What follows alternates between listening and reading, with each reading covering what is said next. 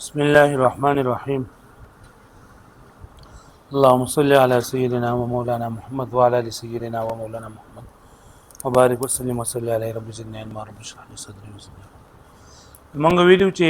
مصنف رحمت الله علیه د استعاره مختلف تقسیمات کې په مختلف اعتبارات سره ناولنه تقسیم په اعتبار د طرفین سره کړو او دویم تقسیم پرون سبق کې ویلو په اعتبار د جامع سره د استعاره دوه قسمونه دي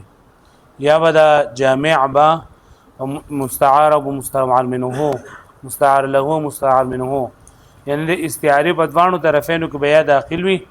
یا بغیر داخل وي چې داخل وي نو د غیر لپاره مثالونه لیکل کله ما سمع هيئه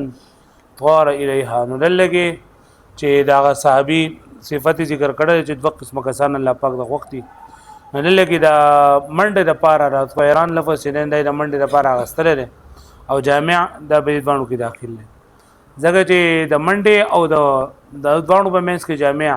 د طیران دوانو په منځ کې جامع چې نه هغه قطع مسافت ته به سرعت سره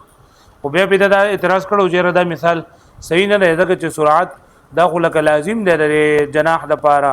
د کم سالوي چې وزري نو بای کې بخامخه سرعت چې نه وبکی وي نو بهترین مثال د دې لپاره دا دی چې دا د تفریق مثال ذکر کړی وي د تقطی چې بدی حدیث کې وقطعناهم فی ندل کې دا تقطی دا استعاره غستل شوی د تفریق لپاره ها او تفریق او تقطی دي ته ویلېږي چې هر هغه څه چې داغه یو ځای کېدل وي او جدا شوی او یا بدا غیر داخلي پدېږي لکه تشبیه ورکه استعاره غستل اسد شجاع د پاره رجل شجاع د پاره یا د هر پړقیدون کې مخ د پاره نور سره استعاره ان مر دغه لپاره استعاره غستل نو دا ځری په مفهوم کې داخل نه ده اوس نن سبق کې یو بل تقسیم د دې استعاره او دا هم د دې په اعتبار د جامع سره ده په اعتبار د جامع سره ده او هغه دا ده چې دا جامع دا بیا د سیوی چې دا به عام وي استعاره دا به عام وي عام معنی دا ده عامی به عامی مطلب چې لکه د دې کې دا جامع د دې دوانو استعاره مستعار له او د مستعار منه په منځ کې دا جامع دا به ظاهر وي هر سړی به پیژني او یا به غریب وي غریب معنی دا چې هر سړی به نه پیژني بلکې هغه کسان به پیژني چې کم لکه د نور په نسبت باندې اته ډیر دغه ورکړل شوی تا ذهن ورکړل شوی چې جامع د دوانو په منځ کې عامي دایره لپاره مثال لیکل دی رایت اسد يرمي نو ذل کې د اسد نه مراد رجل شجاع ده او هر چا ته پته ده چې دل کې جامع چې نه هغه څه ده هغه شجاعت ده پوه شو به باندې او یا غریب مثال په کتاب کې ګورئ ورته دغه پورو به زمکه وايضا للاستعاره تقسيم اخر باعتبار الجامع او دغه شانتي د استعاره لپاره یو بل تقسیم دی په اعتبار د جامع سره او هو او هغه دغه تقسیم چې انها اما عامیه چې دا استعاره یا به عامی وي عامی یعنی یدرکها عامه النفس یعنی عام خلق بلدی ادراک کول شي وهي المبتذله او دا استعاره دا ظاهر وي ولې لظهور الجامع بينهما ځکه چې جامع د رضوان په منځ کې ظاهر دی لکه رأيت اسدا يرمي رأيت اسدا يرمي ما اسد ولیدو چې دا سو د وشتل کول نو ځلګه اسد دا استعاره واستل شوی د رجل شجاع د پاره او جامع د دوانو په منځ کې جرأت او شجاعت ته او دا عام د هر سړی پیژني او خاصیت یا ور استعاره خاصیه وي خاصیه مطلب دا دی چې لکه عام خلک په پای باندې پويږي استبا عوام به خاص خلک په پای باندې پويږي وهي الغريبه او دا ناشنا التي لا يطلع عليها الا الخاصه ما غریبه معنی یعنی لري عام خلکو نه لري ناشنا وي یعنی التي هغه لا يطلع عليها الا الخاصه چې نه خبرداري کې په دې باندې مگر خاص کسان خاص کم الذين اوتوا ذهنا به چاو ته په دې باندې زیر ورکړل شي ځین ورکړل شي ارتفعوا عن طبقه العامه چاو د عام خلکو نو چې مطلب دا چې د ذهین وي چې د عام خلکو نه رضین په اعتبار سره اوچت نصیب هغه ذهین خلک په دې باندې پويږي انور نه پويږي والغرابه قد تكون في نفس الشبه وس بیا وی کنه چې دا غرابت پر استعاره د جامع چې په غریب وي نو دغه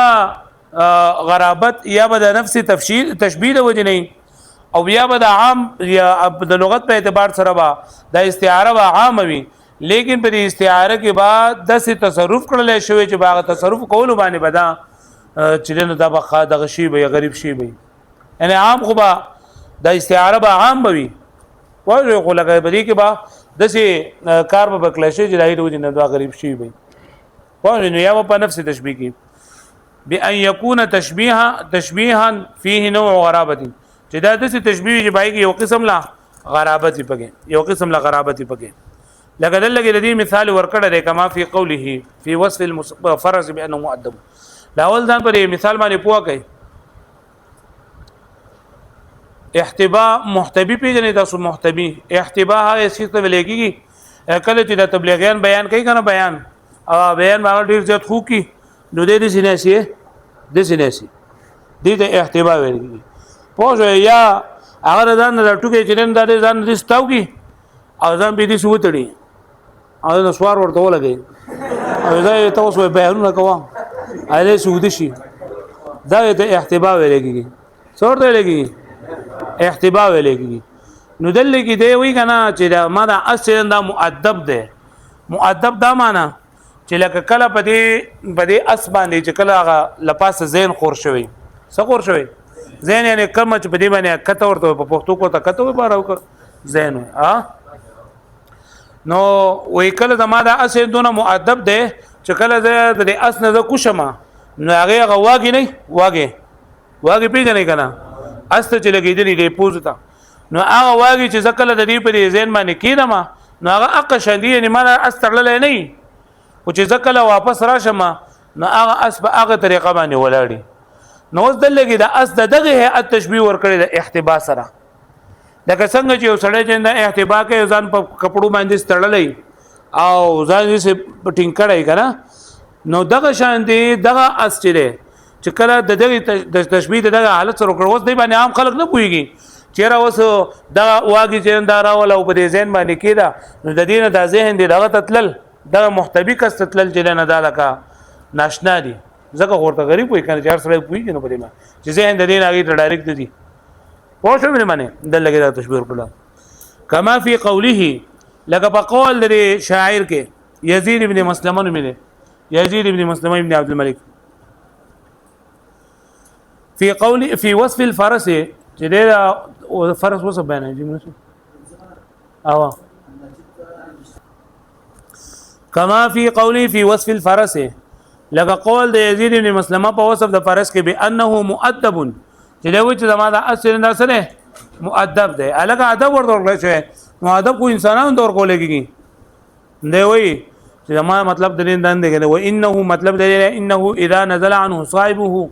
چې کله د دین دغه صاحب ورکوشي یعنی اسنا کس ورکوشي هغه شخص اور ورکوشي والقى عنانه او د کې دغه لګام فی قربوس سرجه سرج زین ته ویلږي قربوس دا هغه مخکنی حصے دا چې دا زین با مخکنی حصہ کې دغه هغه واګي کیدی لګام کیدی وقف على مكانه د خپل ځای باندې ولاړی الى ان يعود اليه چې دا ورته واپس راشي لکه اوس دا خبره چې ده کنه دا اوس د بشیر کې بیان کړی دا پوه شو به معنی چې لکه دغه اصل نه د مالک د اصل ورکوشي او د خپل اسا غواګي چې نه راولي او شاته پر زین باندې مکه زمانه کیدی نه خبر اوس په شعر کما فی قولی غا نه کما فی قولی شعر نو زه پر شعر نه مکه د تفصیل وکړو چې لکه په شعر کې وزدار خبره کوم اذا احتبى قربوسه بعنانه على كالشكيم الى انصراف الزائر واذا احتبى قربوسه بعنانه اذا احتبى کله چې اوس په پښتو کې بدل سم په اردو کې ورته ګوټ مارنا نو کله چې سو دا سره احتباء وکي کله چې احتباء وکي قربوس او د هغه مکه صد زين احتباء په پښتو کې بدل څه ویل کېږي نه دغه حالت څه وي دغه کې اصل په ځین کې را لګنه لاندې ورته لیکلي نه احتباء رجل اذا جمع ظهره وساقيه بثوب چې کله د خپل املا او خپل پندای چنندا یوځي کې په کپڑے سره یا په لاس سره نه دغه ته ګوټ مارنا وای دي ته حدیث کې راستو ته ګوټ مارنا وای په پښتو کې ما په پښتو کې په پښتو کې ورته وای د خپل په سر کې نستن بس دغه طریقه نه دغه ذهن کې راولې ها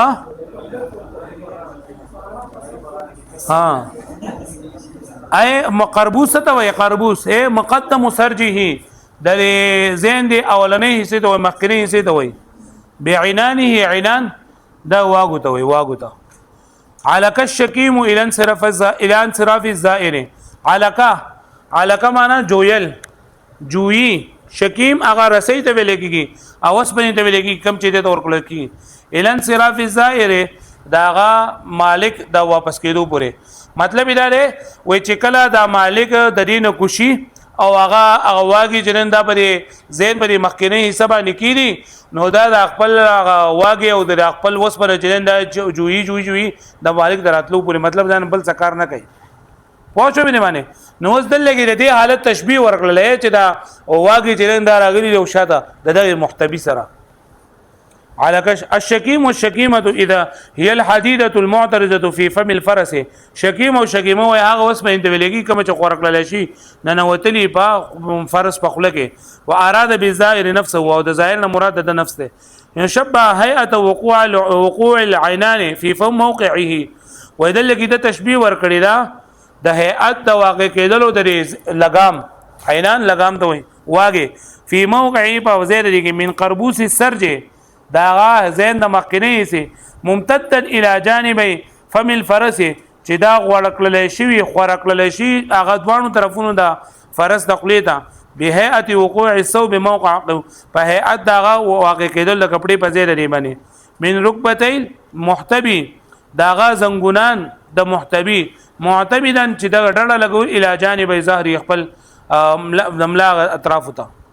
ثم استعار الاحتباء بیا احتباء استعاره واغستلا واحتباء څه دوی اي يجمع رجل ظهره وساقيه بثوب او بغيره یا جمع کول د سړي خپل املا او خپل پندای په کپڑے سره په سره لوقوع العنان استعاره غستل احتباء سره پاره د واقع کېدل د واقع في قربوس السرج د زين په مخکنی سګه فجاءت الاستعاره غریبه د استعاره غریبه شولې غرابه تشبيه لکه پوښتنه به معنی پلاندو الفاظو کې څه خبره شو چې دل کې کله چې دا واګي د اسپ دی دغه باندې واچي کنه پرې ذهن باندې واچي نو لکه څنګه چې لکه دغه واګي چې نه دا پرې دغه باندې واچول شي نو د دې تشبيه ورکړي د هغه انسان سره کم چې لکه دغه خپل په سر باندې سي ځان پټو کې باندې تړلې نو څنګه چې دین اړه دغه سجوق داسي دغه شان زما د اسه د اړه ادا تشبيه بلیغ ده جزء ورته غریب ویلېږي نو دوه قسمونه د غریبو یو دا چې د غرابت په نفس تشبیه کوي او دویم دا چې غرابت په نفس تشبیه کې نه وي استعاره او اصل کې عام وي او په هغه عام کې د تصرف وشي چې راغی د وجه نه دا غریب شوی لکه بل مثال وقد تحصل الغرابه وكل كل حاصليه د غرابت بتصرف في الاستعاره العاميه باستعاره عاميه کې د تصرف د وجه نه کما في قوله لك قول المصنف اخذنا باطراف الاحاديث بينا وسالت باعناق المطي الاباطح اخذ ياخذ بمعنى شروع کول اخذ توفيق جعل افعال شروع نو اخذنا شروع کړل منګه اطراف الحديث اطراف د طرف جمع کناره د حدیث د حدیث جمع ده خبرو ته وي اطراف الحديث معنا قسم خبره بین خپل منس کې وسالت سال يسيل معنا بهدل سال يسال شنو بیا معنا سوال کول سال يسيل بهدل اعناق د عنق جمع ده او سټ ته وي مطقيه جمع ده او دغه ته ویلېږي سورلیتا اسونو ته اباطح د ابطح جمع ده نالی ته وي ناغه نالی کند نه د وبو کند چې خړګي یاد شي ها نو اخذنا باطراف الاحاديث بينا وسالت باعناق المطي الاباطح اخذنا من شروع کړلې با قسم خبرې بنګ شروع کړلې خپل مینس کې په داسې حال کې چې بهیدلې دا نالی باعناق المطي د سورلو په سټونو باندې وس ما ته ګره دلته کې دې څه چل کړه دی وی خپل حالت بیان کړه دی چې موږ د یو بل سره خبرې کولې او په نالو کې په کندو کې مندغه چلندا رواني وي سورلې چلندا رواني وي اسونه او خان چلندا په دا باندې روانو امنګ ځان خپل کب شو لګو خپل خبرې کولې نو ځل لګي وسالت الاباطه و رواني شوی وي پدې کې نالې نو نالې روانيږي بلکې پنالې کې سره روانيږي نو دل لګي ویلي دغه ویل محل ده او مراد حال ده امکه ویل شو کنه به دای کی چې یو ویل او بلته مرادي هغه استعاره هغه علاقه چوي یاد دي کنه د مجاز مرسله علاقه چي نو دل کې دا دغه سوارلې ډېر زیات دي نو دا غي د وجه نه چې نه د نسبت دغه توکو لکه څنګه چې الله پاک وشت علی راس شیبه وای داغه سر سپین شو د سپینوال د وجه نه سر پړقېدو نو سر نه پړقېدو بلکې د سپینوال د وجه داغه د سر وکته پړقېدلو او ډېر زیات سپینونو ناغي د وجه نه پوښښ به دی باندې اوس ګورې لګي اخذنا موږ شروع کړی به اطراف الحديث قسمه نو بین په خپل منځ کې وسالت او بهیدلې وي باعناق المطریه باغه سټونو دا دغه د سورلو په سټونو الاباطه اغا سور دوی نالی ها وی اباطه جمع ابطح اباطه جمع د ابطح ده وهو مسيل الماء فيه دقاق الحصى او دا د ابو هغه تللو زیږي ته وای چې پای کې وړې وړې غټي موږ د پښتو کې نالې وای نو الهغه پوښښ مې باندې اے نالې کند ورته وای کنه چې دسي زیږي چې د ابو د تللو زې پای کې وړې وړې غټي نو موږ تاسو ورته سوای ها نالې ورته کند ورته خړګې ورته وای استعاره سيلان السيول الواقعه في الاباطح ويدل کې وی استعاره کړل شوی دي سو هغه بهیدل دري د ابو دري بهیدل دري سورلو الواقعه في الاباطح چې واقع شوی دي پرې نالو کې لمسير الابل دتللو دري او خانونا سيرا حثيثا با 30 لوکه فی غایت سرعت با 30 لو باندې چې انتهایی 30 للمی المشتمله على لين وثلاثه چې مشتمل وي په لین او په ثلاثه باندې نرم ثلاثه وی لګي متصل لل یو زیت لل سلیس آزاد لل وې دل لګي ګوره لکه څنګه چې وبچ نه په نالې کې پر آزاد رواني په نرمۍ سره رواني دغه شانتي دا سورلې دومره ډېری دي او دا سورلې دومره په اسانۍ سره او دومره په نرمۍ سره رواني دي چې ته به چې دا څه وبدي وې باندې ها دا سورلې دومره ډېری دي او دومره په اسانۍ سره او دومره په نرمۍ سره رواني دي لکه د څه په شان دي د وبو په شان دي لکه اوس څنګه یو څه چې څومره تیزي او دا غي سره چې دا لکه نرمي پکې مې لکه جهاز دی نو جهاز تیزي کروزي هوته چې بجاز کې ناسي ته پته نه لګي یا په دای کې ناسي یو خو زمونږ د پاکستان د ټرینونه دي یا په بهر ملک د ټرینونه دي نو بای کې ناسي لګو خلک دی هجون نه راغلي کنه اما ملګری ماته چې لکه دې دغه نه کنه چې په 3 غنټې کې په 2 غنټې کې ته مکه مکرمه نه مدینه منوره ته جندار رسي او د څه لکه ته پته هم نه لګي چې بجاز دای کې ناسي ما پټرې کې ناسي کو بجاز کې ناسي کو بچ کې ناسي د تیز روان د ګولې په شان روانه نو دغه شان ته دا اسونه دي دا اوخان دي چې دا اوخان په دې دای کې دي سره روان دي نه استعاره سيلان السيول روانه دل دي او الواقعه في الاباطه دا يسولو الواقعه واقع دي في الاباطه بينالو کې لمسير الابل سيرا چې د دې اوخانو د تلو لپاره د سفر ده حثيثا تیز في غايه السرعه با انتهایی تیزوالی سره المشتمل على لين وثلاثه چې مشتمل په نرموالی او په سہولت سره والتشبيه فيها ظاهر عامين او دلته کې تشبيه پدې کې دا ظاهر ده لیکن قد تصرف فيه لیکن پدې کې تصرف کړل شوی بما افاده اللطف والغرابه چې دلته کې افاده اللطف او غرابت بغیر الله ولی دغه اذا اسند الفعل الى الاباطه دون المطيه زکه چې دلته کې د نسبت دي نالي ته کړه ده او سولې دي نه کړه اصل کې پدې نالي کې سولې رواني دي په نالي کې سره رواني دي سوالې یعنی اوخان پر رواني نو پکار دل دا و چې دا ویلې چې په دې نالۍ کې دا دغه چې دا په تیزی سره سوارلې په تیزی سره روان دي په دا اوخان په تیزی سره روان دي لیکن دلته کې دا فعل نسبت دی نالی ته وکړو چې دا نالی په تیزی سره روان دي پوه شئ نو چې د کله دا نسبت لري محل په ځای باندې محل ته وکړو د حال په ځای باندې محل لګونو بری کې قرابت راغی ناشناواله پکې راغی نو چې کله کله د استعاره عامه لیکن دا یو نقطې د وجنه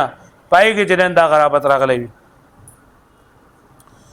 اذ اسند الفعل زکه چې د فعل د اسناد کړه د فعل د صالت الى الاباطه اباطه دون المطيوانقها حتى افاده چې فائدې ورکړه د اسناد انه امتى على د اسناد مجازي د تاسو مخکې طرف ته ویلي اسناد عقلي حقيقي او مجازي څه ته وایي حتى افاده چې فائدې ورکړه د اسناد انه امتلأت الاباطه من الابل چې دا نالي دري او خال نډک شوی دي کما فی قوله تعالی واشتعل الراس شيبا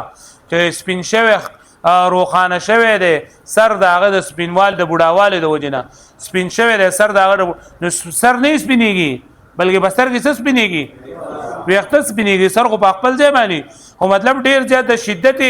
اشتعال د وجنه د سپینوال د وجنه نسبت سر ته کړنه نو دغه شان دي دلته چې اصل کې سورلې روان دي او د ډیر زیات سورلو د وجنه او ډیر په نرمه او په اسانه سره لو د وجنه نسبت نه ده دغه ته شوی دی نالو ته شوی دی